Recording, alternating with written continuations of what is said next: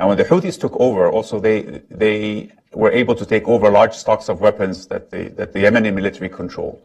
So the issue wasn't so much weapons, although in certain specialized areas it was. But what Iran has become has been the main ally, well, the only real ally, the only substantive ally that the Houthis have. And you can see that in their training, you can see that in their tactics, you can see that in the highly sophisticated media capability they have. And by the way, if you go and look back at Lebanon and Hezbollah developed very early on a very sophisticated media capability. When you look at the Houthis, when they mount, pinprick operations, they try to break into Saudi Arabia, the media angle is much more important than the actual event.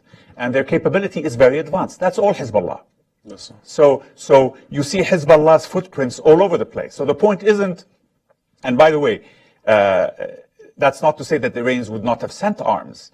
One of the things that Saudi Arabia did when it started the war it wanted to reduce the flow of arms from a torrent or a river to a trickle, and it did that by closing down the airports. The Iranians suddenly developed a daily flight from Iran to Sana'a. Now, there's no tourism between Iran and Yemen. There's certainly no commercial activity, and the Iranians certainly don't have spare capacity with their airline industry.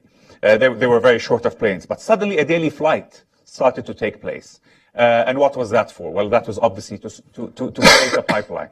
So by hitting the airports and by blockading the ports, what Saudi in fact, Saudi Arabia had two main objectives, and I think that's important to say in the war in Yemen. The main objective was to reduce the flow of arms from a broadband to a little copper line, really. So the idea was to push the Iranians from being able to very easily deploy and send weapons and assistance to forcing them to smuggle through small boats and through the Omani border. And that has been achieved. The second one was to send a message to the Houthis that if you want to ally to Iran, there will be a high price. And that has also been achieved.